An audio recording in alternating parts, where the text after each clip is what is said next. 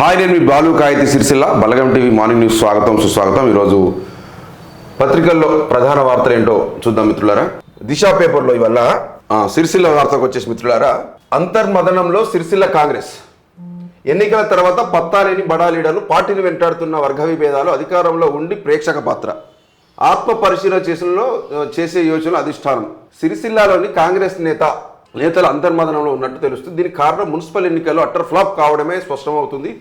సిరిసిల్ల బల్దియా పై కాంగ్రెస్ జెండా ఎగరడం దేవుడెరుగు కానీ కనీసం ఆశించిన స్థానాలు రాలేదని కుంగిపోతున్నట్లు వినపడుతుంది. ఎన్నికల తర్వాత పార్టీలోని బడా లీడర్లు పత్తా లేకుండా పోయారని విమర్శలు వెల్లువెత్తుతున్నాయి. ఇంకా పార్టీని వర్గ విభేదాలు వెంటాడుతూనే ఉన్నాయి. అధికారంలో ఉండి కూడా ప్రేక్షక పాత్ర పోషిస్తున్నారు. ఆ పార్టీ వర్గాలు బహిరంగంగా వాదనలు వినిపిస్తున్నాయి. దీంతో అధిష్టానం ఆత్మ పరిశీలన చేస్తుందని చెప్పి పరిశీలన ఏది ఏ పేజీ వచ్చి రెండో పేజీ లాగా చూద్దాం. ఈ వార్త ఏది కదా.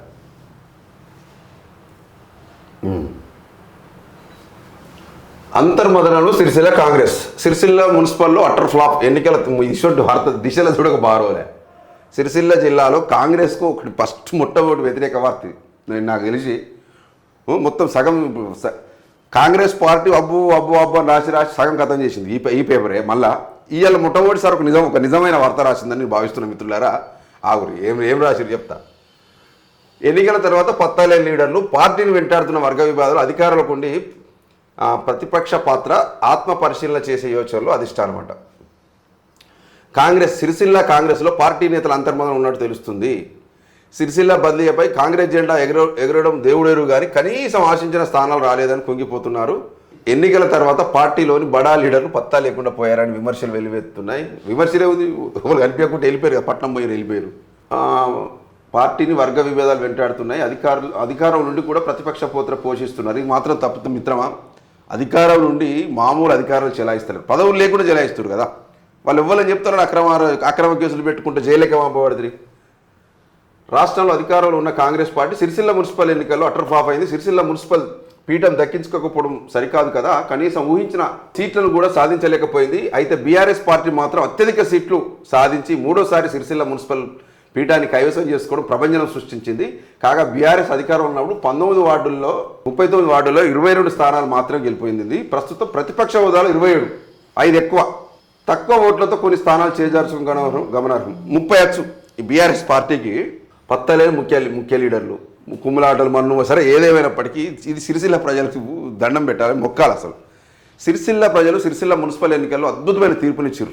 కాంగ్రెస్ను లాగి పెట్టి చెంప మీద కొట్టినట్టయింది. ఎందుకంటే అభివృద్ధికి పట్టం కట్టారు సిరిసిల్ల ప్రజలు.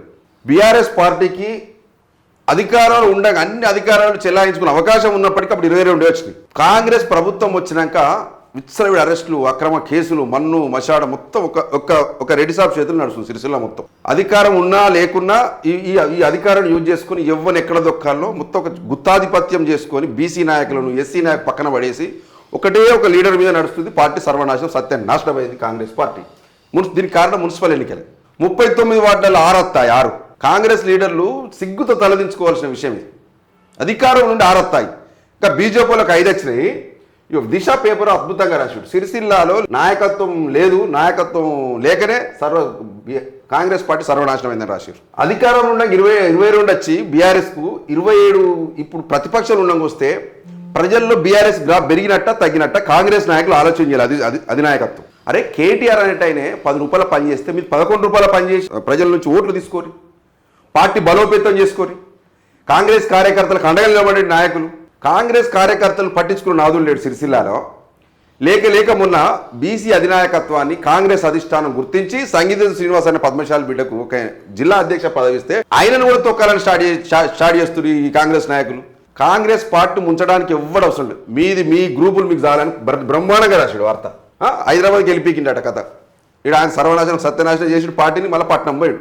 మళ్ళీ ఎప్పుడు వస్తాడు మళ్ళీ జర పార్టీ కష్టపడి మళ్ళీ ఇక్కడ లీడర్లు కొంచెం మంచిగా ఏయంగా నచ్చి మళ్ళీ సర్వనాశనం సత్యనాశనం చేసి మళ్ళీ పోతాడు. ఆయన ఉద్దేశము ఇక్కడ కాంగ్రెస్ పార్టీ ఖతం చేసి పోవాలి, భవిష్యత్తులో ఇంకో పార్టీ మారి మళ్ళీ టికెట్ తెచ్చుకోవాలి, సిరిసిల్ల చేసుకుంటు మళ్ళీ. ఎందుకంటే ఇక్కడ అదే వ్యాపారం కాబట్టి అనేది ఓట్ల వ్యాపారము, సీట్ల వ్యాపారము.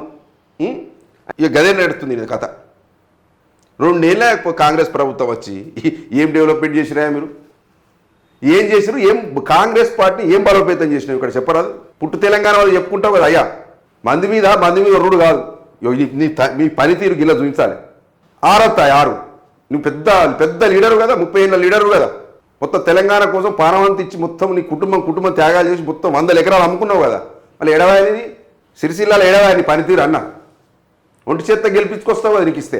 వాటిల్లో కౌన్సిల్ నిలబడికి దిక్కులేరు మీకు. నీ పార్టీకి నువ్వు చేసే నాయకత్వంతో ఎవడని కాంగ్రెస్ టికెట్ ఇద్దామంటే కూడా పారిపోయాడు, బలవంతంగా ఇచ్చి నిలబెడితే 6 వచ్చినాయి. అది కూడా పాపం ఆ సంగీత శ్రీనివాస్ ఆయనతో ఆ బీసీ లీడర్లు పద్మశాలి లీడర్లను పట్టుకొని ఆసాంలో బతిలాడితే 6 వచ్చినాయి. లేకపోతే అది కూడా మొత్తం 0 వచ్చు నీకు, 0 గుండు 0. అయ్యా రేవంత్ రెడ్డి గారు, మీరు సిరిసిల్ల కాంగ్రెస్ మీద దృష్టి పెట్టాడన్న. ఇప్పుడు కేటీఆర్ మీదనో కేటీఆర్ అనుచర వర్గం మీదనో మీరు కోపం తీసుకోవాలను గీనకు ఆ పగ్గాలు అప్పచెప్తే అది అట్టర్ ఫ్లాప్ అవుతారు. మరి ఇక్కడి రోజులు మొత్తం మర్రవాడే చరిత్ర, సిరిసిల్లది కూడా మర్రవాడే చరిత్ర, ఉద్యమ చరిత్ర. ఎవరు భయపడితే కూడా భయపెట్టిస్తే కూడా భయపడే చరిత్ర కాదు సిరిసిల్ల బిడ్డలది. ఆసాములను బెదిరిస్తానో యజమానులు బెదిరిస్తారో ఓట్లేరు, ప్రేమతోని ఓట్లు పద్మశాలి దగ్గర ప్రేమతో ఓట్లు తీసుకోవాలి కాంగ్రెస్ పార్టీ. ఆసాంలకు మీటింగ్ పెట్టి మీకు బిల్లులు రావు, కాంగ్రెస్ కోట పోతే బతుకమ్మ చీరలు ఆర్డర్లు ఆగుతాయి, డెవలప్మెంట్ ఆగుతాం, బెదిరిస్తే ఓట్లు ఇస్తారా? అయ్యా ఇక్కడ ఇన్ఛార్జ్ గారు లీడర్, మీరు పెద్ద బెదిరించి సగం ఓట్లు నాశనం చేసినావు కదా. ఆ టికెట్ల మంచి వాళ్ళకి ఇస్తే అయిపోవు కదా, ఆయన ఇవ్వకపోతే నువ్వు గిసుంటోళ్ళకి ఇస్తావు టికెట్. మళ్ళీ ఏడవా కథ, దిశ పేపర్ పరువు దిశే చూడకు పత్తాలేని బడా లీడర్. మళ్ళీ పట్టణంకు అటే ఉంటేనే అయిపోవు కదా, ఇక్కడ లీడర్లన్నా బాగుపడదురు. మళ్ళీ రాజీనామా చేయడం, పదవికి రాజీనామా చేయడం. ఇప్పుడు నైతిక బాధ్యత వహిస్తూ 6 సీట్లే 6 కౌన్సిల్లో గెలిచినాం కాబట్టి నేను రాజీనామా చేస్తున్నాను, పోయి హైదరాబాద్ ఉంటున్నా, ఇక్కడ లీడర్ అన్న బతుకుతారు కదా. పనితనం ఈ కాంగ్రెస్ను బలోపేతం చేసేట్టు ఉండాలి. ఇక్కడ నచ్చి ఉండు, ఏం పని అక్కడ నీకు అధికారం ఉంది, కొంచెం డెవలప్ చేసి సిరిసిల్లను. ఆయన చేస్తేనేమో ఓన్లు రోడ్లే పోసిండు, మొత్తం సిరిసిల్ల డెవలప్ కాలే అని చెప్తున్నావు కదా. రోడ్లు తప్ప సిరిసిల్లలో ఏం లేదు అంటున్నావు కదా, నువ్వే ఏం చేయలే కేటీఆర్ అంటున్నావు కదా. మధ్య ఆయన చేయని డెవలప్మెంట్ నువ్వే చేసి నీకు డెవలప్మెంట్ చేసినా అని చెప్పు. సిరిసిల్ల పద్మశాలిని కోట్లేస్తాడు. మరి ఏం చేసినావు చెప్పి 2 సంవత్సరాలలో ఉన్న 3 కోట్లు మున్సిపల్ కడితే ఆయన అవి కథం పట్టిస్తావి, అయితే అవి క్యాన్సిల్ చేపిస్తావి. ఆ ముస్తాబాద్కి డబల్ రోడ్ బిబల్ రోడ్ అయితే అది క్యాన్సిల్ చేపిస్తావి. వాళ్ళు ఏం చేసినావు నువ్వు ఈ 2 సంవత్సరాలలో చెప్పాలి. ఇది సిరిసిల్ల ప్రజలారా, వాస్తవానికి మీరు బాగా ఆ నాయకుడికి బాగా బుద్ధి, ఆ నోటి దురుసుకు మంచి బుద్ధి చెప్పారు. సిరిసిల్ల పద్మశాలిల మీద నాకు బాగా ప్రేమ ఉందని మాట్లాడతాడు ప్రెస్ మీట్లల్లో. ఇక్కడ బైపాస్కు కేటీఆర్ అనేట ఆయన పద్మశాలి సంఘం భవనం ఇచ్చి 5 ఎకరాలు జాగిచ్చి 8 కోట్లు ఇస్తే కాంగ్రెస్ ప్రభుత్వం వచ్చినాక ఈ నాయకుడు చేయబట్టే మీ బిల్డింగ్ ఆగింది. బిల్లులు రాకుండా అడ్డుకుంది ఈ నాయకుడు. ఎందుకంటే సిరిసిల్ల పద్మశాలి తన కోట్లు వేయలేదని ఆపిన వ్యక్తే గరుడి. ఇప్పటికి బిల్లులు వస్తలేవు కాంట్రాక్టర్కు, ఆ పనులు అక్కడనే ఆపేశారు.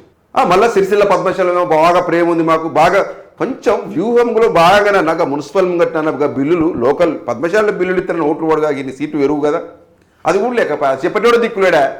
కాంగ్రెస్ పార్టీ ఎక్కడ దిక్తే మీకేంది, మీరు బంచుకుండా మీరు 2-3 నాయకులు సల్లగా బతకాలే. కార్యకర్త ఎక్కడ పోతే నీకేంది, ఎవడెక్కడ పోతుంది. కాంగ్రెస్ కార్యకర్తల రక్తం చుక్కల మీద పోయి ఈరోజు అధికారంలోకి వచ్చింది. జైల్లోకి పోయి ఉపాసాలు పడినారు కాంగ్రెస్ కార్యకర్తలు, కానీ వచ్చి ఇక్కడ 3-4 లీడర్లు ఇప్పుడు అజమాయి చెలాయిస్తున్నారు. మండలానికి ఒక లీడర్ని పెట్టుకొని తన సామాజిక వర్గం లీడర్ని పెట్టుకొని రాజకీయాలు చేస్తున్నారు సిరిసిల్ల నియోజకవర్గంలో. అది కథ, ఈ లీడర్ కథ గది. ప్రజలారా, కాంగ్రెస్ నాయకులారా, మీరు కూడా ఉన్న విషయాన్ని అధిష్టానానికి చెప్పండి. ఈ నాయకుడు ఉన్న రోజులు కాంగ్రెస్ భూస్థాపితం సిరిసిల్ల తప్ప ఎప్పుడు బాగుపడదని నేనైతే మీకు ఓపెన్గా చెప్తున్నాను. ఎందుకంటే విమర్శించడం లేకపోతే నాలాంటి వాడు మీ తప్పిదాలు చెప్పకపోతే మీ పార్టీ 6 సీట్లు రాకపోవు. నేను అప్పుడప్పుడు ఇంకా అలర్ట్ చేసి పోతుర్రా నాయన పోతుర్రా అంటే ఆయన 6 సీట్లు వచ్చినాయి. లేకపోతే గుండు 0 వచ్చు. ఆయన కథకు, ఆయన నాయకుని కథకు గుండు 0 వచ్చు పక్కా. ఇది కూడా ముఖ్యమంత్రి రేవంత్ రెడ్డి గారు జర్నలిస్టులపై అక్రమ నిర్బంధాలు, జైళ్ళు, అరెస్టు దయచేసి ఆపండి. ఎందుకంటే ఇది ఎప్పటికీ మంచి ప్రజాస్వామ్యానికి గుడ్డలు పెట్టలాంటిది.